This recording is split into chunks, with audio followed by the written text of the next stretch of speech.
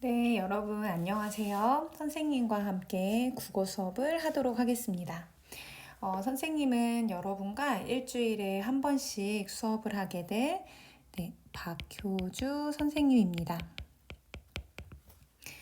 우리가 일주일에 한 번씩 수업을 하게 될 텐데 선생님이랑은 여러분들 모의고사라고 부르는 전국연합학력평가 문제를 함께 풀이할 겁니다. 그래서 여러분들의 문제 적응 능력과 문제 해결 능력도 기르고 또 우리가 국어에서 중요하게 다뤄야 될 개념들도 한번 살펴보도록 하겠습니다. 선생님과 아직 첫 번째 만남을 갖지 못한 상태에서 온라인 클래스를 진행하게 되었기 때문에 오늘 시간에는 오리엔테이션과 그리고 작년 3월 모의고사 문제를 앞부분 정도 풀이하면서 진행하도록 하겠습니다. 자, 여러분, 우리 중학교 때 아마 여러분들 이미 국어 공부를 열심히 했을 거라고 생각합니다. 혹시 국어에 어떤 영역이 있는지 여러분들 알고 있나요? 국어에는 우리가 흔히 6개의 영역이 있다고 이야기합니다. 여러분들 초등학교 때 들었던 수업 중에서 듣기 말하기 그리고 읽기 또 쓰기 또 문법 그리고 문학 이렇게 총 6개의 영역으로 나누어져 있는데 여기에 이제 매체라는 영역까지 추가되었습니다. 그래서 초등학교와 중학교 때는 우리가 초등학교 때 과목 중에 여러분 듭말스 이런 과목이 있는 걸로 아는데 맞나요? 네, 이제 더 이상 고등학교에서는 이 과목들을 그렇게 부르지 않습니다. 그래서 고등학교 1학년 때는 국어라는 과목 안에서 이 모든 영역들을 같이 다루면서 배우게 되지만 고등학교 2학년, 3학년으로 진학하게 되면 이 세부 영역들의 이제 심화학 과목으로 그 이름이 조금씩 바뀌게 돼요. 그래서 듣기 말하기는 화법으로, 그다음에 읽기는 독서로, 그리고 쓰기는 장문으로, 그리고 문법은 그대로 문법. 그런데 이걸 언어라고 부르기도 합니다. 그 다음에 문학은 그대로 문학. 그리고 매체도 그대로 매체라고 부르게 되죠. 여러분들 혹시 수능 국어에서 이 과목들이 어떻게 바뀌는지 알고 있나요? 우리가 수능을 볼 때는 이 독서와 문학은 모든 학생들이 공통으로 풀게 됩니다. 그래서 독서와 문학은 공통 문제로 수능을 본다고 하면 국어에서 이 영역들은 반드시 필수로 보게 되고 나머지 과목 중에 이 화법과 장문을 묶어서 화법과 장문이라고 부르고요. 그리고 이 문법인 언어와 매체를 묶어서 언어와 매체라고 부르게 됩니다. 그래서 여러분들은 수능 볼 때 독서와 문학은 필수고 그 다음에 화법과 장문을 고를지 아니면 언어와 매체를 고를지를 정해서 총 하나, 둘, 그 다음에 이 둘 중에 하나인 총 3개의 과목으로 시험을 보게 됩니다. 그리고 고등학교 1학년 때와 2학년 때는 아직 화법과 장문, 언어와 매체 중에 어떤 과목을 선택하는지 알 수 없기 때문에 모의고사 풀 때에는 이 영역들이 모두 다 출제되게 됩니다. 이 틀을 알고 있어야 우리가 모의고사 문제를 풀 때 조금 더 쉽게 접근할 수 있습니다. 모의고사 문제는 총 여러분 45개의 문제로 이루어져 있습니다. 45개의 문제로 이루어져 있고 올해부터 바뀌는 수능에서 그 중에 독서와 문학이 34개의 문제로 출제가 되고 화법과 장문 혹은 언어와 매체 중에 하나인 이 선택 과목이 총 11개의 문제로 출제되게 됩니다. 그래서 45개의 문제겠고요. 이 45개의 문제를 총 몇 분에 풀어야 하냐? 80분 안에 풀어야 합니다. 선생님이 이야기했듯이 고1과 고2 때는 이 선택 과목이 모두 다 모의고사에 출제되기 때문에 문제 개수가 조금 다릅니다. 그래서 작년에도 보면 1번부터 15번까지의 문제가 이 화법과 작문, 언어와 매체 문제였어요. 1번부터 15번까지. 그리고 16번부터 45번까지가 독서와 문학 문제로 구분이 되게 됩니다. 그래서 바뀌는 수능의 문항 수와 현재 여러분들이 모의고사에서 푸는 문항의 개수가 조금 다르다는 것을 인식하고 우리가 작년 모의고사를 살펴봐야 할 것 같습니다. 여러분 2020년 3월 고1 전국연합학력평가 문제지가 모두 준비되어 있나요? 혹시 준비되지 않았다면 학교 홈페이지 학습방에 들어가서 이 2020년 3월 고1 전국연합 학력평가 문제지를 다운받기 바랍니다. 학교 홈페이지에도 있지만 여러분 이 모든 전국연합 학력평가 기출문제를 보기 위해서는 서울시 교육청에 홈페이지에 들어가면 거기에 자료 마당에 이 전국연합 학력평가 문제지가 따로 모아져 있습니다. 그래서 이 사이트를 활용해서 이 기출문제를 한번 살펴보면 좋을 것 같습니다. 자, 선생님이 지금부터 이 문제를 풀 시간을 줄 텐데요. 먼저 1번부터 3번까지 문제가 이렇게 지문과 총 3개의 문항으로 구성이 되어 있습니다. 이 3개의 문제를 여러분 5분 동안 풀어볼 텐데요. 이미 풀었던 친구들은 다시 한번 살펴본다고 생각하고 아직 안 푼 친구들은 5분 안에 이 문제를 한번 풀어보기 바랍니다. 자, 선생님이 5분의 시간을 타이머를 할 테니까 여러분들 한번 풀어보세요. 자, 준비, 시작!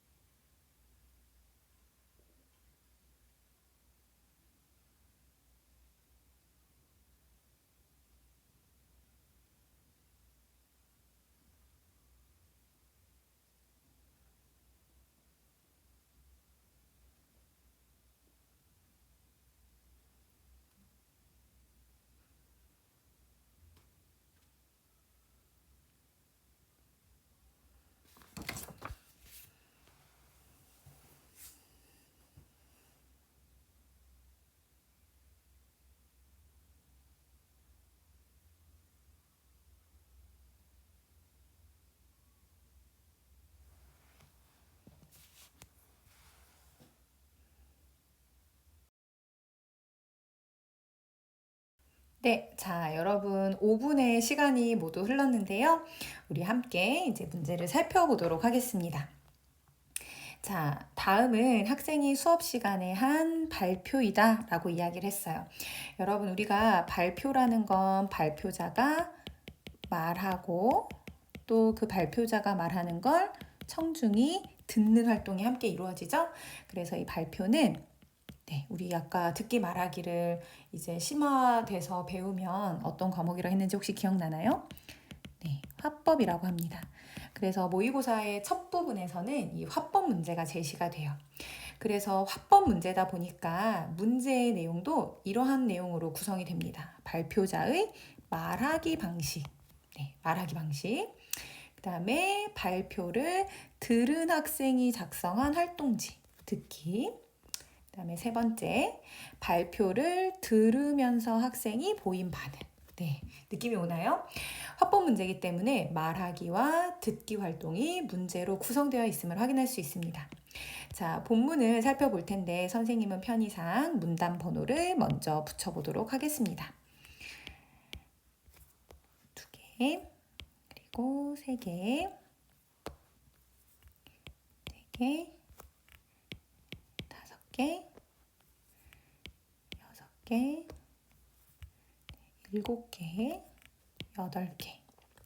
네, 사실은 이 발표는 말하기 상황이기 때문에 말하는 내용을 실제로 들려주는 것이 가장 효과적이겠지만 이건 지금 우리가 문제를 푸는 과정이라서 그 말하기 음성을 들려줄 수 없기 때문에 이렇게 텍스트로 제시가 돼요. 그래서 편의상 선생님이 문단 번호를 좀 한번 붙여보았습니다.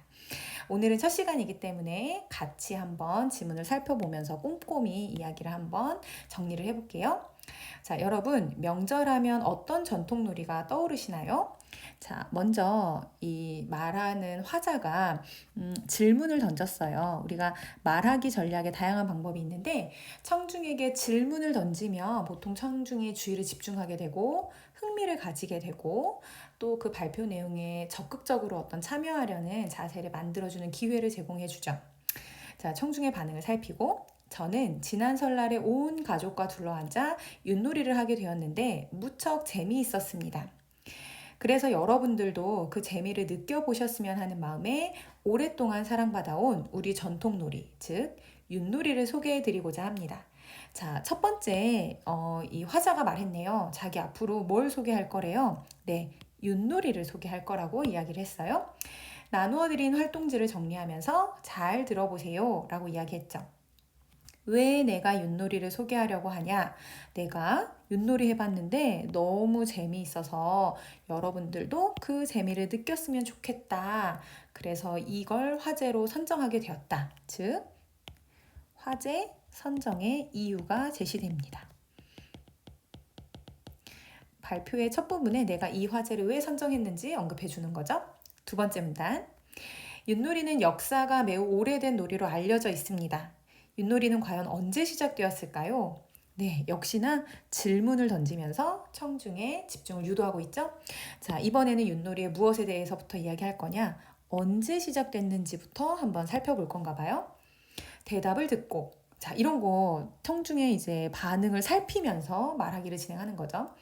네, 정확히는 모른다라는 대답이 가장 적절할 것 같은데요. 본인이 이제 질문을 하고 또 답변도 주었어요. 윷놀이를 언급한 우리나라 최초의 기록은 15세기에 간행된 목은집이라고 합니다.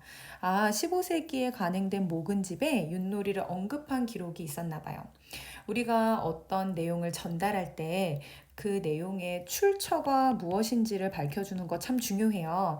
이렇게 목은집이라는 출처를 밝혀주면 내가 말한 이 정보의 어떤 신뢰성도 높아질 수 있겠죠? 이 자료에는 고려시대에 이미 윷놀이가 성행했음이 나타나 있는데 이를 바탕으로 윷놀이가 삼국시대나 그 이전에 시작되었을 것으로 짐작할 수 있습니다. 세 번째 문단, 화면을 가리키며.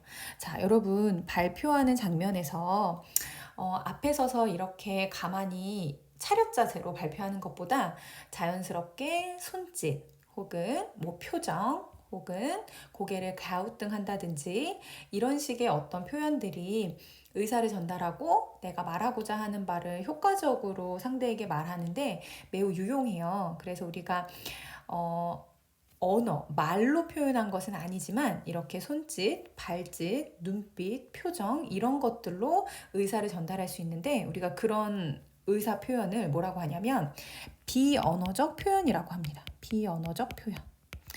네, 중학교 때 아마 배웠을 거예요, 여러분. 비언어적 표현. 자, 가리킨 거죠.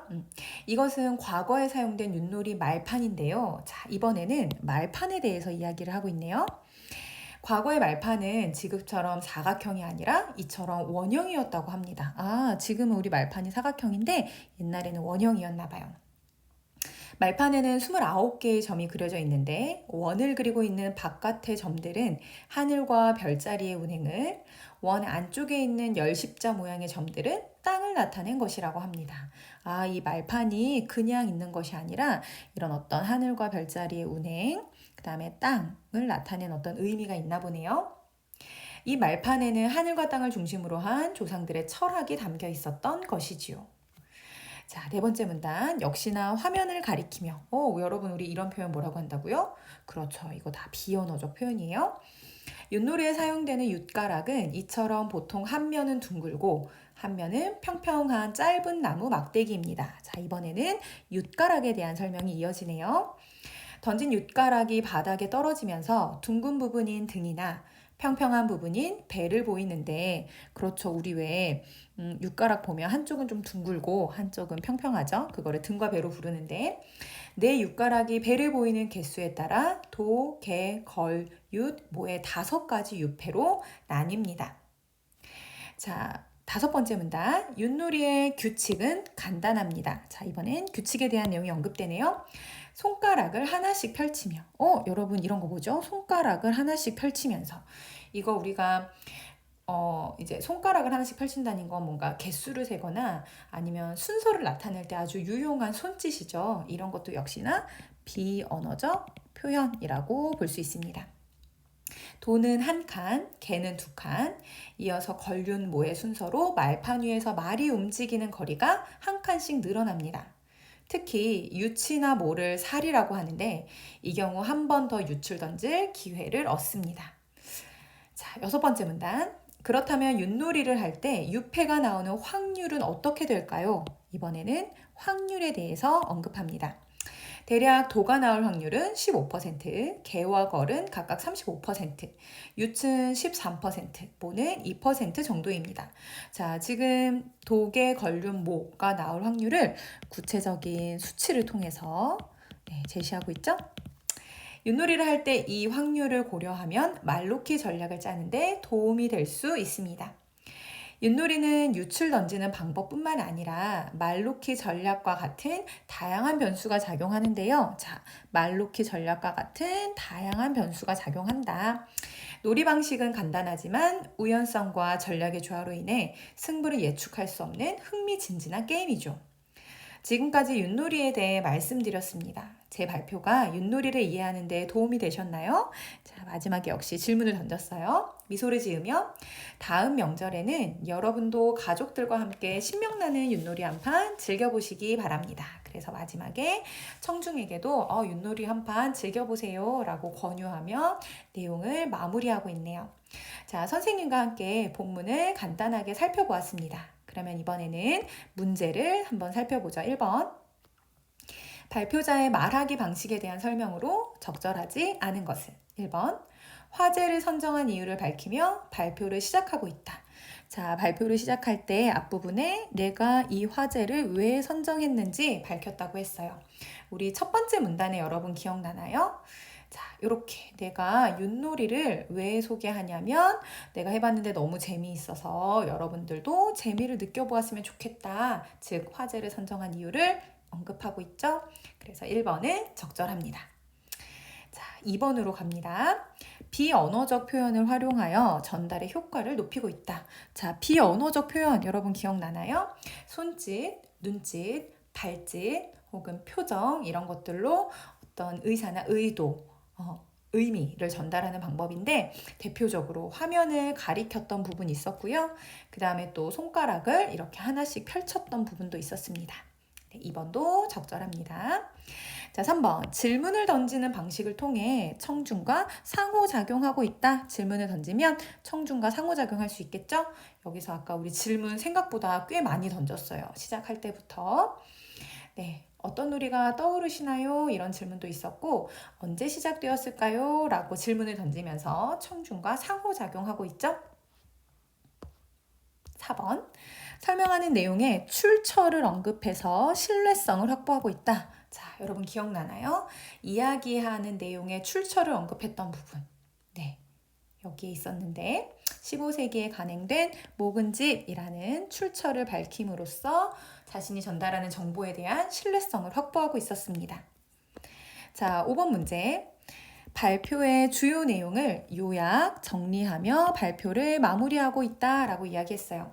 여러분 마지막 부분에서 앞에서 언급한 내용들을 요약하거나 정리해주지 않았어요. 대신에 이해하는 데 도움이 됐는지를 한번 물어보고 여러분도 한번 해보세요 라고 이야기를 했죠. 그래서 정답은 5번입니다. 발표의 주요 내용을 요약하거나 정리해주지 않았습니다. 자, 2번 문제예요.